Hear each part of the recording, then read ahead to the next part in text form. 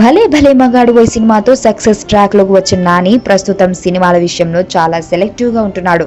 నానితో cinema చేసేందుకు సీనియర్ల నుంచి young డైరెక్టర్ల వరకు చాలా మంది రేసులో ఉన్నా నాని మాత్రం కథల ఎంపికలో చాలా జాగ్రత్తలు తీసుకుంటున్నాడు.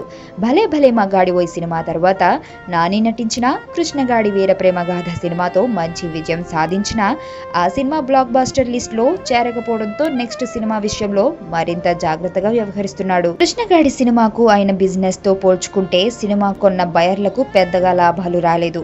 నాని ప్రస్తుతం ఇంద్రగంటి మోహన కృష్ణ దర్శకత్వంలో తెరకెక్కుతున్న సినిమాలో హీరోగా నటించనున్నాడు.